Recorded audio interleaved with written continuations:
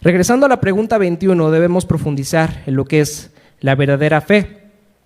Todos los que hemos estado en un contexto de iglesia o nos hemos acercado alguna vez a los cristianos, hemos escuchado mucho acerca de la fe, como que somos salvos por fe, nos mantenemos firmes en la fe, debemos caminar en la fe. ¿Pero qué significa todo esto? ¿Qué significan estas palabras? ¿Se dan cuenta cómo muchas veces podemos utilizar frases como si fueran un cliché, como si fueran un mantra? Y a veces ni siquiera comprendemos el significado de lo que estamos diciendo. Entonces tenemos que saber qué es la verdadera fe. Y el Catecismo de Heidelberg da una de las respuestas más claras a esta pregunta. Es una respuesta increíble. Primeramente nos dice que la fe es conocimiento y convicción. La fe es conocimiento y convicción. Para entender mejor esto, me gustaría utilizar unas palabras en latín que fueron utilizadas por los primeros reformadores para explicar un poco mejor los elementos que componen una fe que salva. No pretendo utilizar estas frases para que piensen que soy muy intelectual al traerles aquí palabras en latín. Yo esta información la saqué de libros de personas que realmente son intelectuales, pero creo que estas frases nos van a ayudar a comprender mejor los elementos que componen una verdadera fe y al pronunciarlas, que seguramente las pronunciaré mal, pues eso va a hacer que se queden estas frases en su memoria. La primera frase es notitia. ¿A qué le suena notitia? A noticia, ¿verdad? Y esa es prácticamente la idea. Una noticia tiene un contenido, una información, la cual debemos entender para saber si podemos o no creer en ella. Les quiero dar un ejemplo. Tenemos la noticia de que el 15 de febrero llegaron vacunas contra el COVID a la Ciudad de México. Esa es la noticia. Tenemos que saber el contenido de la información. Ya después veremos si creemos o no que eso es cierto, pero tenemos que saber de qué trata. Una fe que salva no es una fe vacía, una fe en nada. Hay personas que dicen, no importa lo que creas mientras seas sincero. Aunque la sinceridad es una virtud, sinceramente puedes estar equivocado y poner tu fe en algo que no salva. Para tener una fe que salva debemos creer en Cristo y conocer la obra que hizo para ofrecernos salvación. Eso es notitia. La segunda frase es ascensus. Junto con la información del contenido de la noticia debemos tener un asentimiento, una aceptación del contenido de ella. Volvamos al ejemplo de las vacunas. Ya sabemos que llegaron vacunas, o la noticia dice que van a llegar vacunas, o llegaron vacunas el 15 de febrero. Entonces ahora nos toca a nosotros decidir si vamos a creer que eso es cierto o que eso es falso. Para la fe salvadora, no pensamos en que lo que creemos sea un mito. Los creyentes debemos aceptar intelectualmente la verdad de que Cristo es Dios y la verdad de que Él vino a vivir la vida que tú no puedes vivir y vino a sufrir la muerte que tú merecías, pero sobre todo debemos creer que Cristo resucitó entre los muertos. No pensamos que sea un mito, no pensamos que es una leyenda. Los verdaderos creyentes tenemos que pensar que esto es verdad, que esto es cierto. Si rechazamos lo que el Evangelio dice que es la verdad, entonces no podemos ser justificados. Sin embargo, fíjense esto. La presencia de notitia y ascensus siguen siendo insuficientes para tener una fe que salva. Vayan buscando en sus Biblias Santiago capítulo 2, versículo 19. Santiago capítulo 2, versículo 19. Y notitia y ascensus son insuficientes porque incluso el diablo y sus ángeles poseen estos elementos, poseen estas características. Vean lo que dice ahí el versículo 19. ¿Tú crees que hay un solo Dios? Magnífico. También los demonios lo creen y tiemblan. Satanás es consciente de la información del Evangelio y está más seguro que nosotros de que es cierta. Sin embargo, odia y desprecia a Cristo y jamás va a poner su confianza en Él y jamás va a creer en su justicia porque es su enemigo. Notitia y ascensus son condiciones necesarias para poder tener una fe que salva, pero no son condiciones suficientes. Hay un tercer elemento que debe estar presente para que la obra de Cristo sea efectiva para nuestras vidas. Este tercer elemento se le conoce como fiducia. Esto implica tener una confianza personal en Cristo, pero no solamente intelectual, también incluye nuestras emociones. Cuando en la Biblia hablamos acerca del corazón, no hablamos de ese órgano que se encarga de bombear sangre, sino de ese centro de control donde viven todas nuestras creencias, nuestras emociones, nuestras convicciones y nuestras voluntades. Entonces, fiducia lo que quiere decir es que si tú tienes tu confianza puesta en Cristo, entonces este centro de control tiene que confiar en la obra del Señor, y entonces eso se va a ver reflejado en tus emociones, en tus voluntades, en tus pensamientos y en tus sentimientos.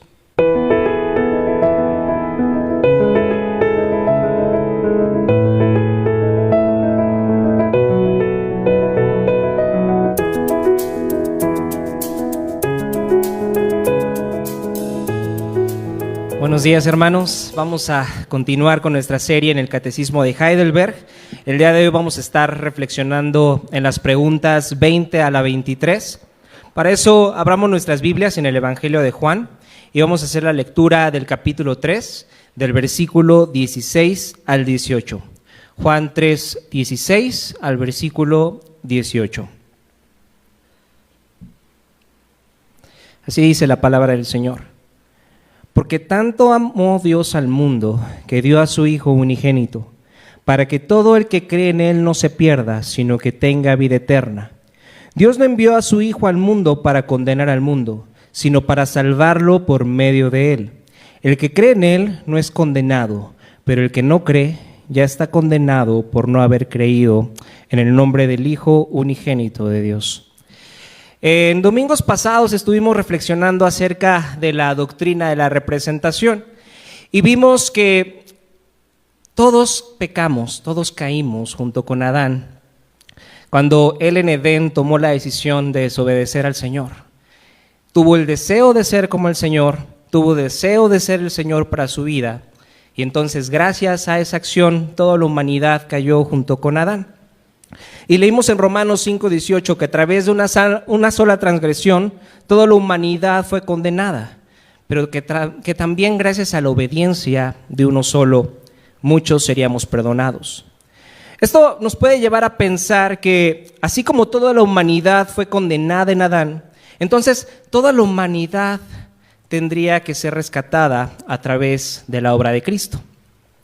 Pensando en esto, los eruditos del Catecismo de Heidelberg consideraron oportuno hablar acerca de a quienes verdaderamente representó Cristo con su obra.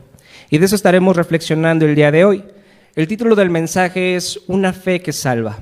Entonces, comencemos con la pregunta 20 del Catecismo de Heidelberg. Dice así la pregunta 20. ¿Son salvados por Cristo todos los hombres que perecieron en Adán? La respuesta es no. Los únicos que son salvos son aquellos que mediante la verdadera fe son injertados en Cristo y aceptan todos sus beneficios.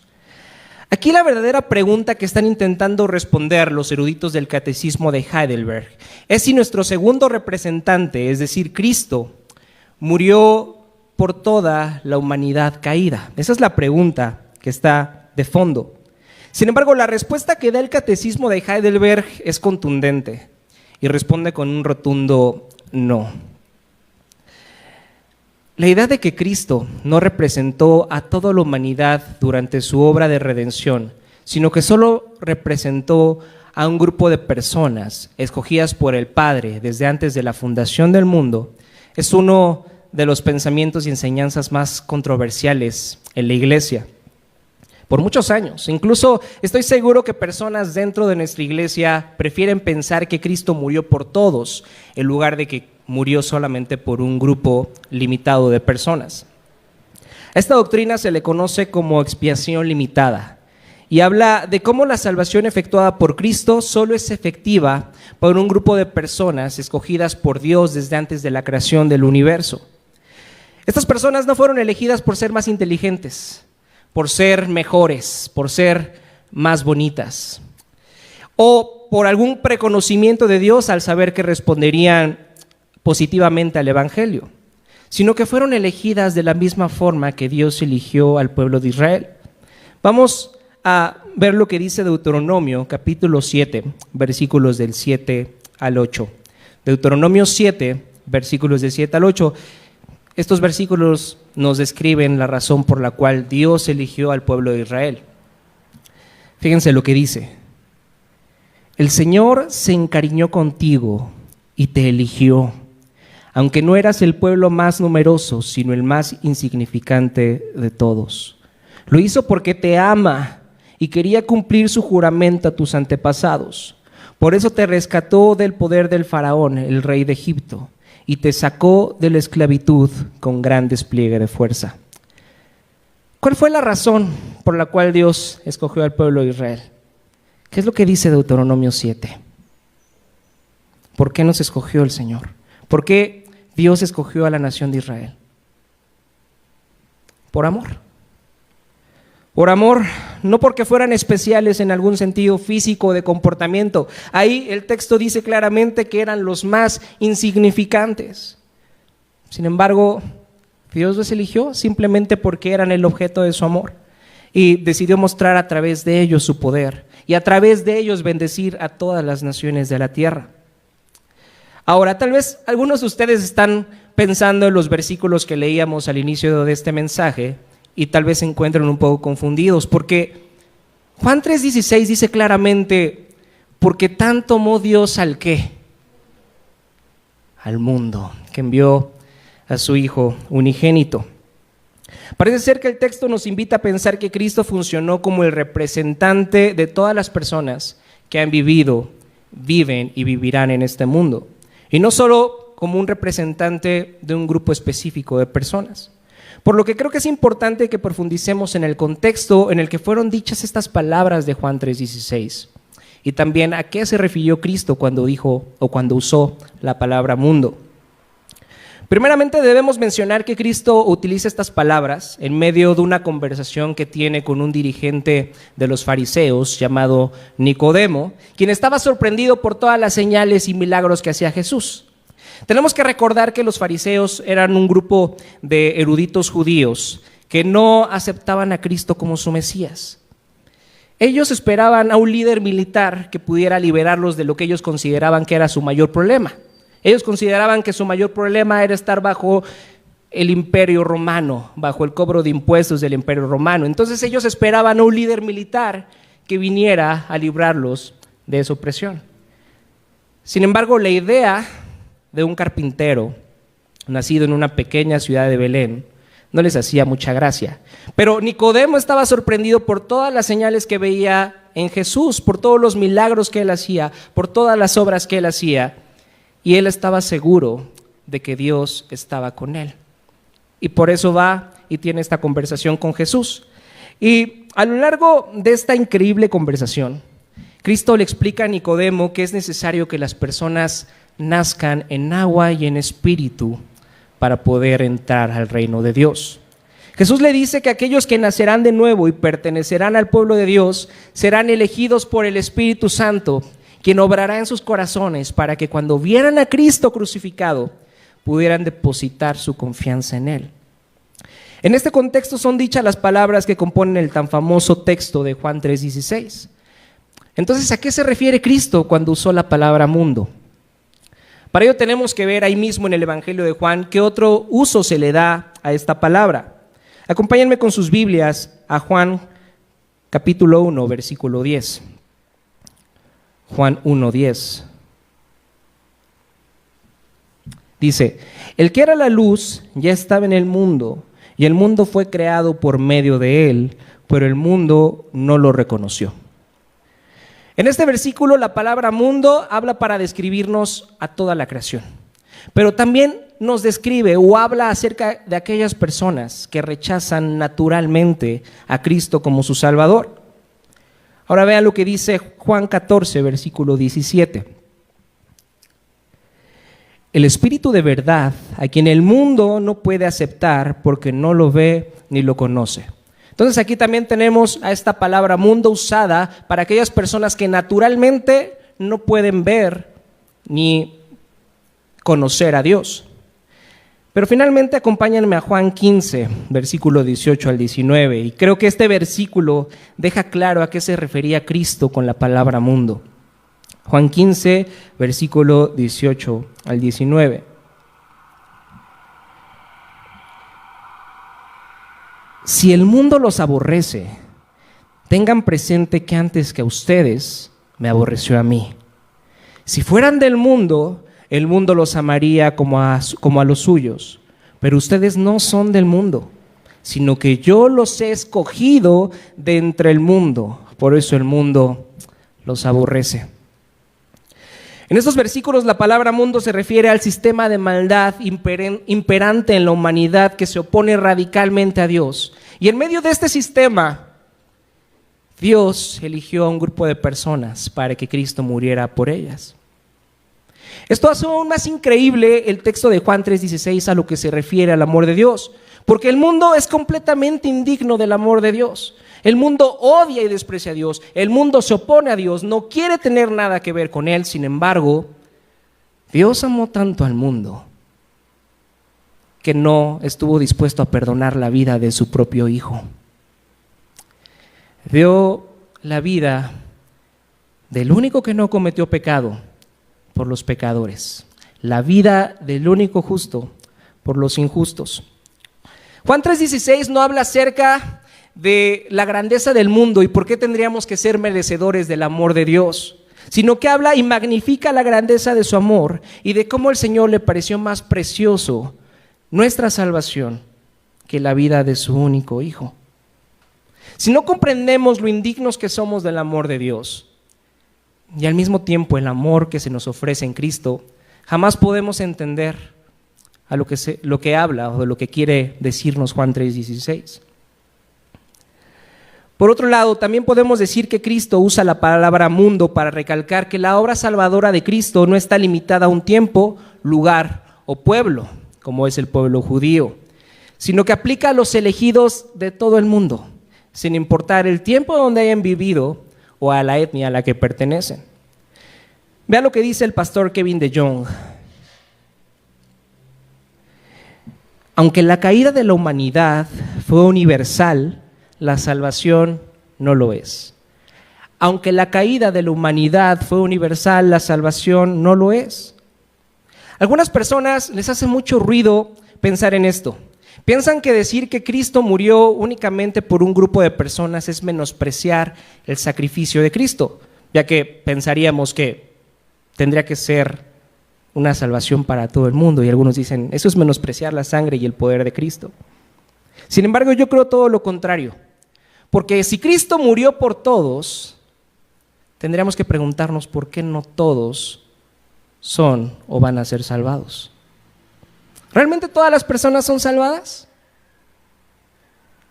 La verdad es que no. Hemos estado reflexionando sobre eso, que va a haber un juicio y que las personas que no pongan su confianza en Cristo van a perecer. No todas las personas van a ser salvadas. Entonces, Jesús no murió por todos porque su sacrificio solo es efectivo para algunos. Y si solo es efectivo para algunos, entonces efectivamente solo murió por algunos. Podemos decir entonces que el sacrificio de Jesús es suficiente para todo el mundo. Cristo es Dios hecho hombre, infinito en poder, infinito en gloria, infinito en deidad. Desde luego que su sacrificio tendría que ser suficiente para cubrir los pecados de todo el mundo, pero no es efectivo para todos. Esa es la palabra clave, no es efectivo para todo el mundo. Entonces pensar así no es menospreciar el sacrificio de Cristo, sino afirmar que realmente las personas por las que Él murió serán salvadas. Así ninguna gota de la sangre de Cristo será desperdiciada. Cuando Cristo fue al madero, cuando Cristo estaba en la cruz, Él estaba pensando en todas esas personas que iba a salvar. Estaba pensando en ti y en mí. A algunas otras personas puede parecerles injusto que Dios haya elegido a algunas personas y a otras no. Y entiendo el dolor que causa el profundizar en esta doctrina. El día de hoy estoy aquí parado, intentando explicar la doctrina de la expiación limitada, y hay un gran dolor en mi corazón, ya que vienen a mi mente personas que me encantaría que reflejaran amor y interés por Cristo, y aún no lo hacen. O incluso personas que murieron sin hacerlo. Tal vez se sientan identificados conmigo y creo que, aunque es verdad, creo que es verdad que la Biblia enseña acerca de que Cristo murió solamente por un grupo de personas. Aunque creo eso me causa un profundo dolor porque puede haber personas que quiero demasiado que no formen parte del pueblo de Dios. Y creo que es normal sentirse así. Creo que es normal sentir dolor y quebranto por el pecado y la rebelión que hay en nosotros. Sentir dolor y quebranto por el pecado y la rebelión que hay en otras personas. Incluso el apóstol Pablo se sentía así. Vayan a Romanos capítulo 9, versículo 2. Pablo también enseñó acerca de la doctrina de la expiación limitada. Y vean sus palabras de dolor al pensar en esto. Romanos 9, versículo 2.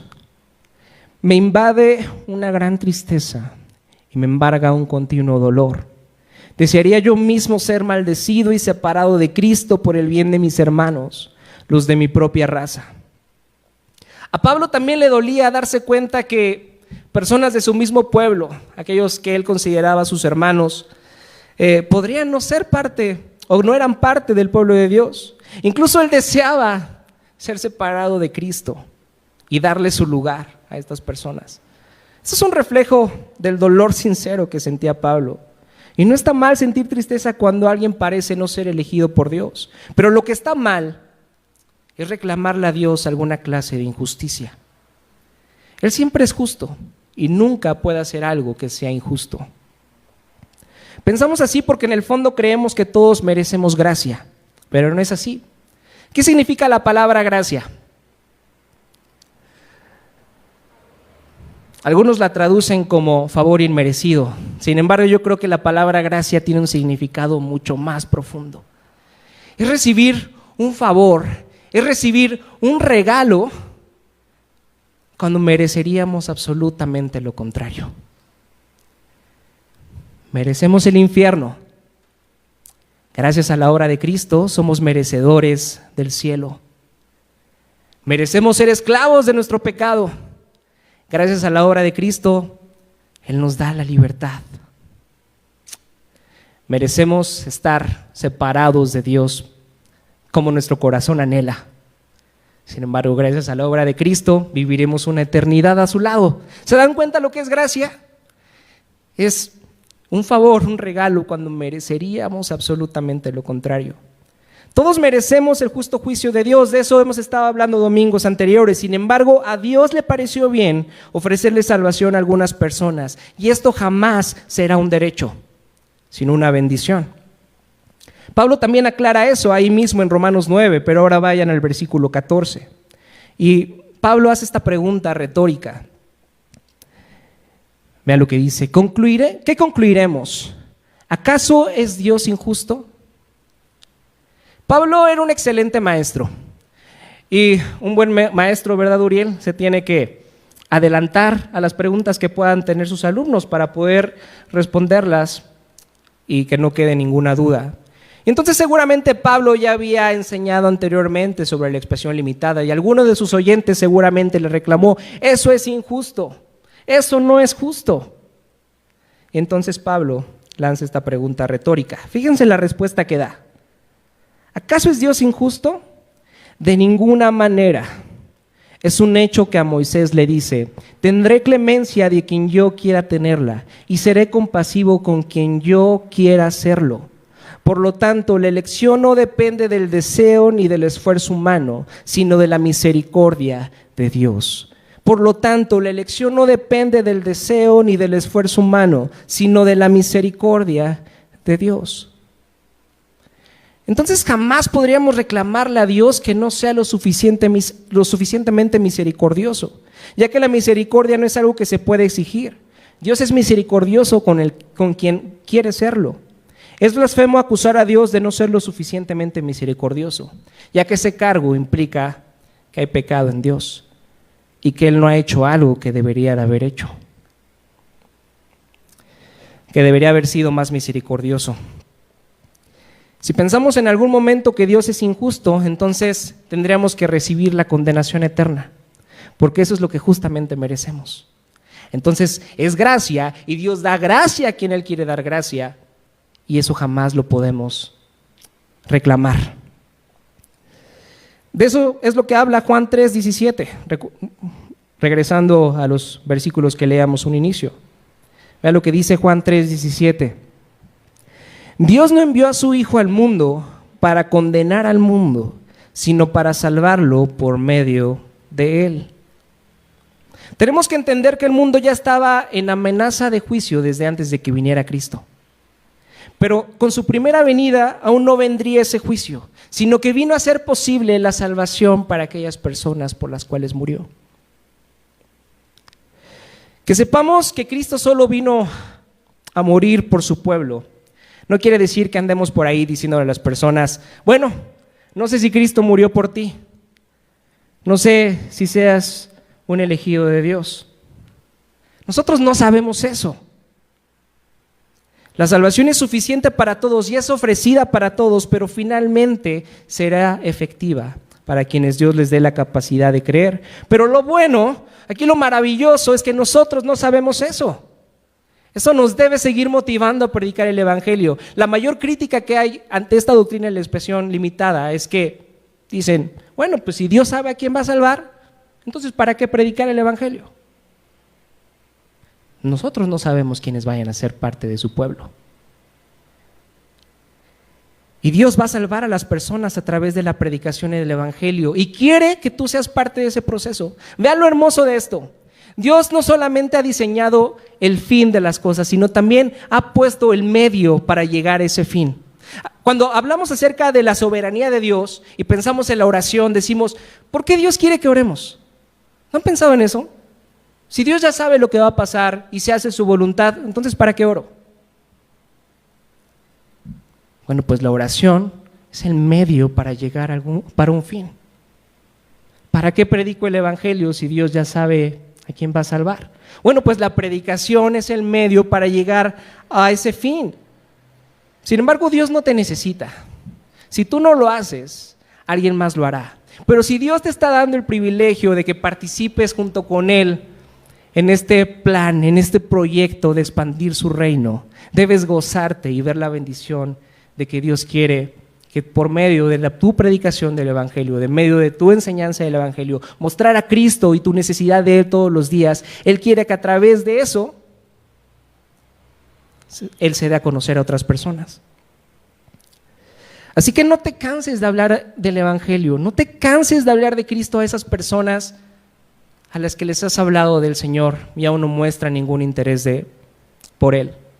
Finalmente, la salvación es del Señor, y si Él escogió a estas personas, ellos responderán en algún momento positivamente a Cristo.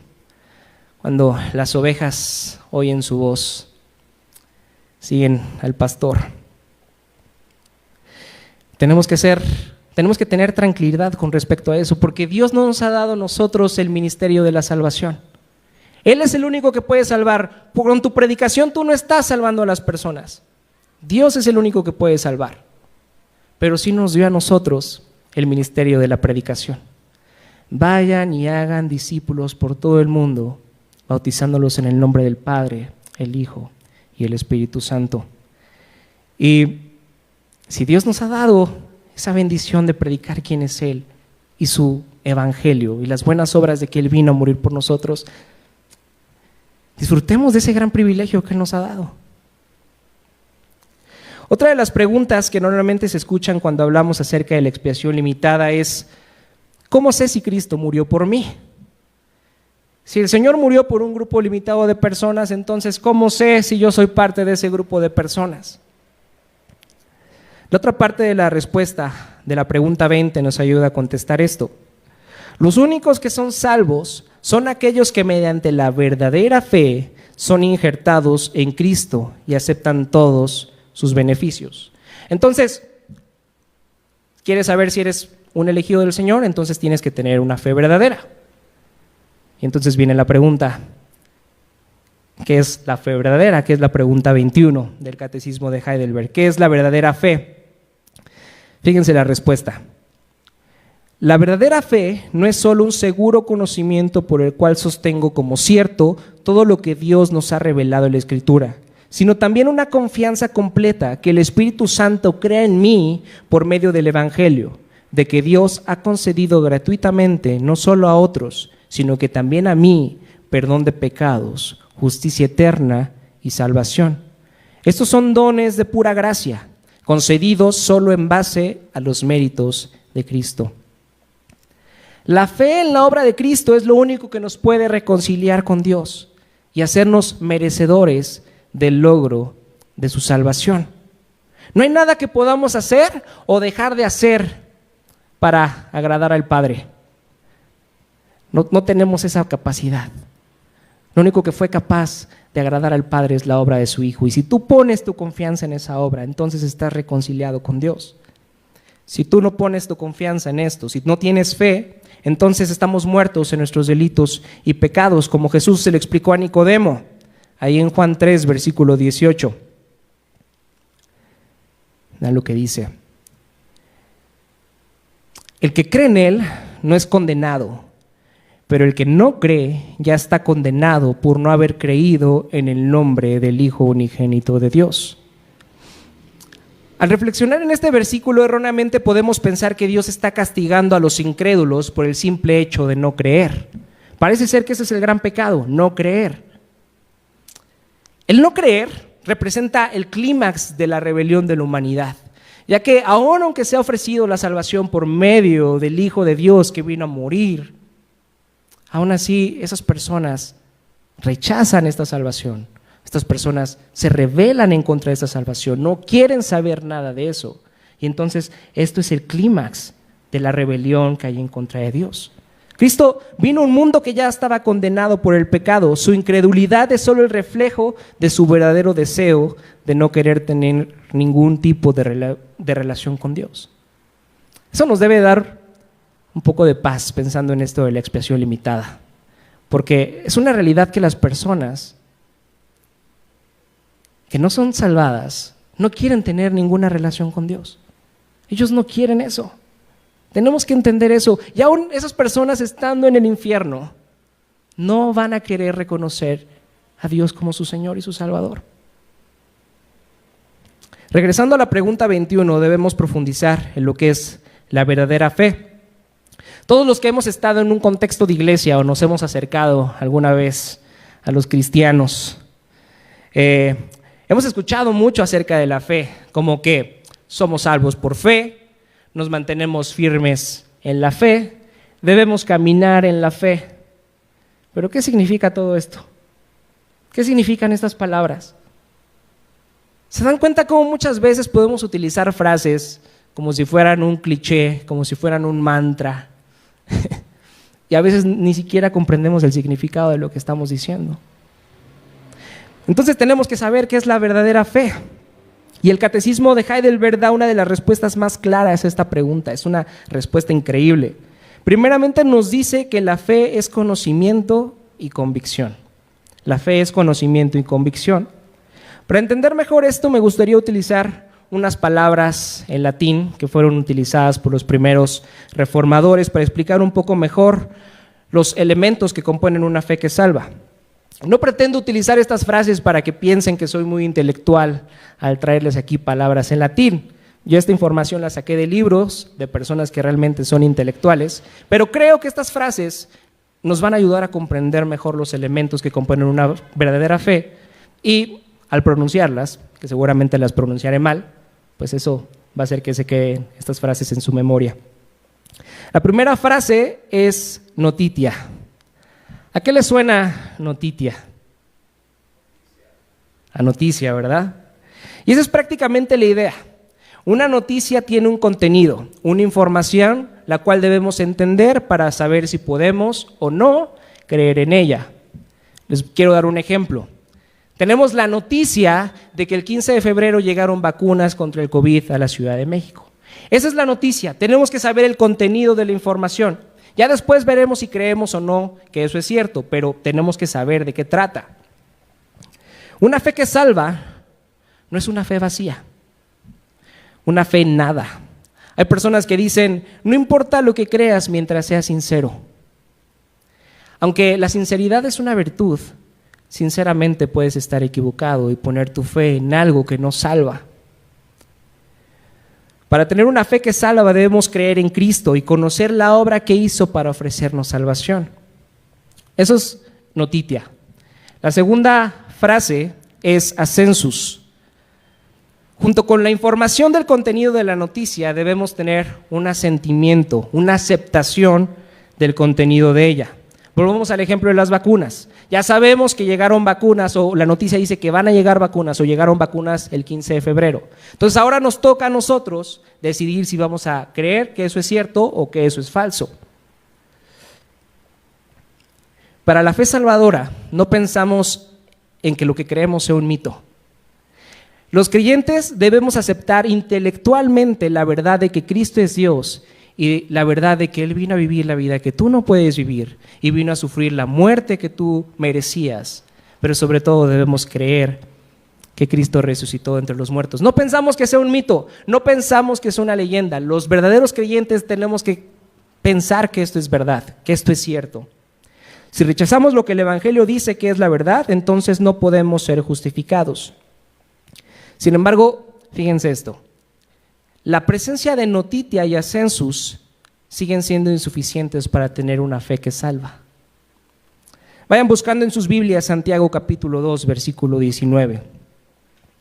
Santiago capítulo 2, versículo 19. Y notitia y ascensus son insuficientes porque incluso el diablo y sus ángeles poseen estos elementos, poseen estas características. Vean lo que dice ahí el versículo 19. ¿Tú crees que hay un solo Dios? Magnífico. También los demonios lo creen y tiemblan. Satanás es consciente de la información del Evangelio y está más seguro que nosotros de que es cierta. Sin embargo, odia y desprecia a Cristo y jamás va a poner su confianza en Él y jamás va a creer en su justicia porque es su enemigo. Notitia y ascensus son condiciones necesarias para poder tener una fe que salva, pero no son condiciones suficientes. Hay un tercer elemento que debe estar presente para que la obra de Cristo sea efectiva para nuestras vidas. Este tercer elemento se le conoce como fiducia. Esto implica tener una confianza personal en Cristo, pero no solamente intelectual, también incluye nuestras emociones. Cuando en la Biblia hablamos acerca del corazón, no hablamos de ese órgano que se encarga de bombear sangre, sino de ese centro de control donde viven todas nuestras creencias, nuestras emociones, nuestras convicciones y nuestras voluntades. Entonces, fiducia lo que quiere decir es que si tú tienes tu confianza puesta en Cristo, entonces este centro de control tiene que confiar en la obra del Señor y entonces eso se va a ver reflejado en tus emociones, en tus voluntades, en tus pensamientos y en tus sentimientos. Vean lo que dice el teólogo Luis Berkhoff hablando acerca de fiducia. Dice, consiste en una confianza personal en Cristo como Señor y Salvador, incluyendo el sometimiento a Cristo del alma que se considera culpable y manchada, y que ésta reciba y se apropie a Cristo como la fuente del perdón y de la vida espiritual. Entonces, la verdadera fe envuelve la totalidad del ser, envuelve la mente, envuelve el corazón y también envuelve nuestras voluntades, recibiendo todo lo que Cristo es. Ahora, no quiero que se atormenten pensando, ¿tengo fiducia? ¿Tengo ascensus? ¿Tengo notitia? No todo el tiempo somos conscientes de que poseemos todos estos elementos, pero un creyente en Jesucristo tiene que tener estos elementos para tener una fe que salva, una fe verdadera. Les pondré un ejemplo de cómo pasa esto en algo tan trivial en nuestras vidas como tener sed. Cuando tenemos sed, tenemos conocimiento de que el agua puede remediar nuestro mal. Esa es notitia. Tenemos sed y sabemos, o la información dice, la noticia dice que lo único que puede calmar nuestra sed es el agua. Notitia. Ahora, La convicción de nuestro conocimiento despierta nuestras emociones de manera que comenzamos a desear el agua para saciar nuestra sed. Ok, el agua te quita la sed. Ahora te toca a ti decidir si eso es verdad o eso es falso.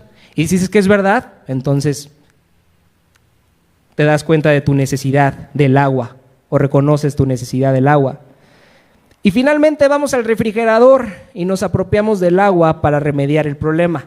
Si tienes sed, de nada sirve que sepas que el agua te va a quitar esa sed si no vas al refrigerador y tomas esa agua. Lo mismo pasa con nuestra sed espiritual. Es conocer que Cristo es el único que puede saciar nuestra sed. Y entonces poner nuestra confianza en Él. Depositar todo nuestro ser, nuestras voluntades, nuestras emociones, en cualquier circunstancia de nuestra vida, saber que solamente Él puede saciar nuestro corazón. Eso es fiducia. Ahora, es importante que recordemos que nuestra salvación no depende de la calidad de nuestra fe. Ni siquiera depende de nuestra fe en sí misma. Nuestra salvación depende únicamente de Cristo y de su obra. Después de todo, nosotros somos incapaces de producir la fe. La fe es un regalo que da la obra del Espíritu Santo en nuestros corazones. Vea lo que dice la respuesta de la pregunta 21, de nuevo, es una increíble respuesta. La verdadera fe no es solo un seguro conocimiento por el cual sostengo como cierto todo lo que Dios nos ha revelado en la Escritura, sino también una confianza completa. Los tres elementos, ¿verdad? Y luego, que el Espíritu Santo cree en mí por medio del Evangelio. La fe es creada por el Espíritu Santo mediante el Evangelio. Los cristianos no creemos en Cristo porque seamos más inteligentes que otras personas, o que por suerte tengamos una personalidad más crédula que los no creyentes. Es solamente gracias a la obra del Espíritu Santo que obra en nosotros para que podamos responder cuando escuchamos el Evangelio. Tenemos que entender que todas las personas nacemos con la incapacidad moral de recibir el Evangelio por fe. Esta incapacidad debe ser vencida por el Espíritu Santo. Muchas personas piensan o creen que el Espíritu Santo viene a morar en nuestros corazones en el momento en que aceptamos el Evangelio, en el momento en que ponemos nuestra confianza en Cristo de una manera consciente. Sin embargo, para que eso pueda pasar, el Espíritu Santo tiene que venir previamente a tu corazón y vencer la rebelión de tu corazón para que tú puedas poner tu confianza en el Señor. Así que tú fuiste capaz de creer en el Evangelio, es porque el Espíritu Santo previamente vino a morar a tu corazón y empezó un trabajo de regeneración en él, venciendo tu rebelión natural en contra de Dios para que ahora puedas confiar en Él. Amamos a Dios porque Él nos amó primero, hermanos. Así que Dios mismo es quien otorga a los seres humanos caídos la capacidad de creer. Y esto lo hace únicamente por sus elegidos. Aquí es donde se une la doctrina de la expresión limitada con la doctrina de la fe verdadera. Dios le va a dar fe a aquellos que haya escogido desde antes de la fundación del mundo. Vean lo que dice Efesios capítulo 2, versículos del 8 al 9. Efesios 2, versículos del 8 al 9. Porque por gracia ustedes han sido salvados mediante la fe. Esto no procede de ustedes, sino que es el regalo de Dios, no por obras para que nadie se jacte. Así que la fe es un regalo de Dios, por lo tanto el fruto de la fe y la recompensa de la fe, que es la vida eterna, también son un regalo de Dios. Fíjense lo hermoso de esto. Dios entregó a su Hijo. De eso nos habla Juan 3:16. De tal manera amó Dios al mundo que dio a su Hijo unigénito. Dios también nos da la fe para poder confiar en su Hijo. Y también nos da la vida eterna como recompensa por tener esa fe. Podemos decir entonces con toda certeza que la salvación es del Señor. No hay algo que nosotros podamos hacer. Todo lo ha hecho el Señor y la salvación es una obra trinitaria. El Padre escoge a su pueblo. El Hijo viene a morir por su pueblo. Y el Espíritu Santo obra en el corazón de su pueblo para que puedan poner su confianza en Dios. Es una obra completamente trinitaria. Pensar en esto nos debe de hacer las personas más humildes de la tierra, aunque a veces no es así, ¿verdad? A veces presumimos esta salvación que se nos es ofrecida por gracia. Ya que no hay nada en nosotros que haya causado que Dios decidiera salvarnos, simplemente el deseo que Él tuvo de hacerlo. Eso debe rompernos la cabeza. Eso debe de hacernos pensar en el amor tan grande que nos tiene Dios, que pensó en nosotros desde antes de la creación del universo y que pensó en este plan de redención precioso para ti y para mí, a Cristo, a Dios. Con toda la gloria que Él tenía, con todo su poder, decidió humillarse para venir a morir por ti. Esto es un amor que no vamos a poder comprender nunca, y eso sé que a veces nos rompe, sé que a veces desearíamos poder corresponder a este amor, pero jamás vamos a tener la posibilidad de responder a este amor hasta que Cristo venga por segunda vez. Ahora, también es importante recordar una frase de Martín Lutero, una de sus frases más conocidas. Y dijo que aunque somos salvados solamente por la fe, esa fe nunca viene sola. Si verdaderamente tenemos una fe verdadera que controla nuestras emociones, pensamientos, sentimientos, voluntades y acciones, entonces esto se tiene que reflejar en una vida al servicio a Dios y una vida en servicio a los demás. Si tú crees comprender el Evangelio y no te duele el pecado de los demás y no quieres poner tu vida en servicio a ellos, tienes que cuestionar tu fe. ¿Quieres saber si Cristo murió por ti? Entonces debes preguntarte si crees en Cristo como tu Salvador, si crees en el Evangelio como lo más precioso que hayas escuchado jamás. Si la respuesta es sí, entonces debes de estar seguro que fuiste escogido por Dios y que Él te dio como regalo una fe que salva. Finalmente dice la pregunta 22, ¿qué pues debe creer un cristiano? La respuesta es, todo lo que se nos ha prometido en el Evangelio, lo cual se resume en los artículos de nuestra indiscutible fe cristiana universal. Lo que nos lleva a la pregunta 23, ¿qué dicen estos artículos? Creo en Dios Padre, Todopoderoso, Creador del cielo y de la tierra. Creo en Jesucristo, su único Hijo y nuestro Señor, que fue concebido por el Espíritu Santo y nacido de la Virgen María. Padeció bajo el poder de Poncio Pilato, fue crucificado, muerto y sepultado. Descendió al infierno. Al tercer día resucitó entre los muertos. Subió al cielo y está sentado a la diestra de Dios Padre Todopoderoso. Desde allí vendrá a juzgar a los vivos y a los muertos.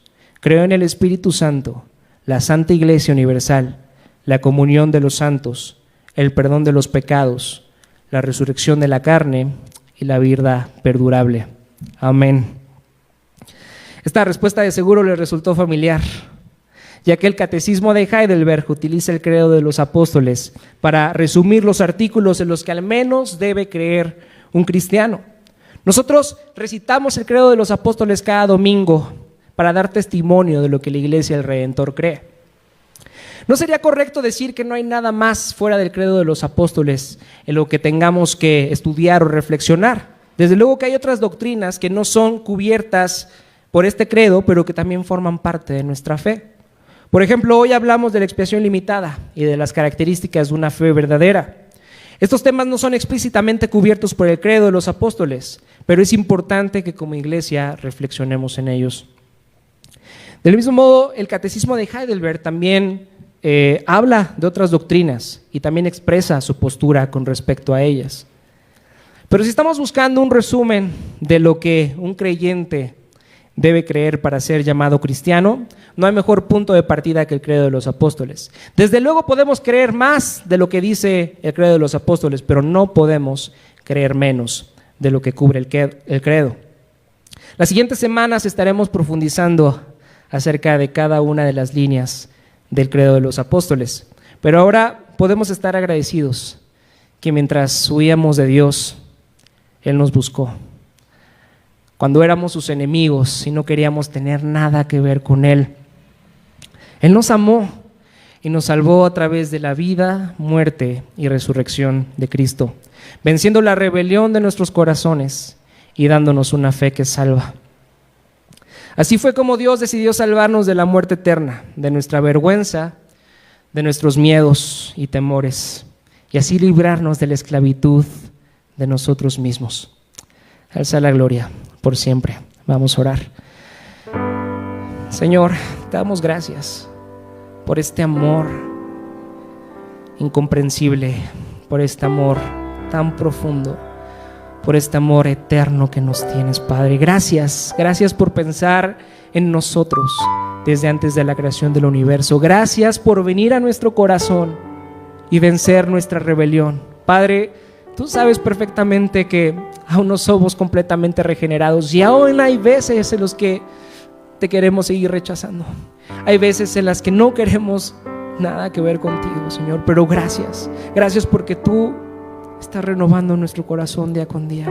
Gracias porque tu Espíritu viene a vivir en nosotros y nos hace poder poner nuestra confianza en Cristo. Señor, gracias por ese sacrificio precioso. Gracias por venir a vivir lo que nosotros no podemos vivir. Gracias por venir a pagar lo que nosotros no querríamos pagar. Gracias, Padre, gracias por venir a darnos la mejor esperanza de todas.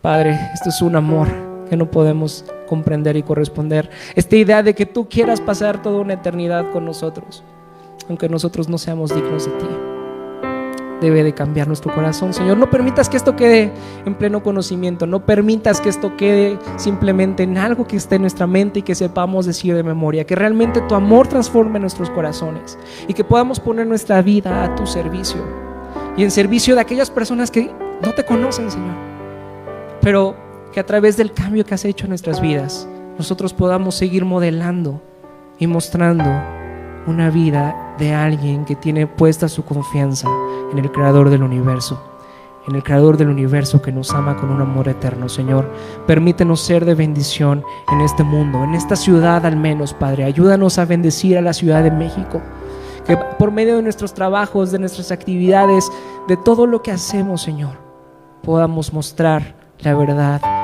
de tu Hijo y que esto cambie y transforme la vida de las personas. Señor, gracias por este hermoso privilegio que nos das.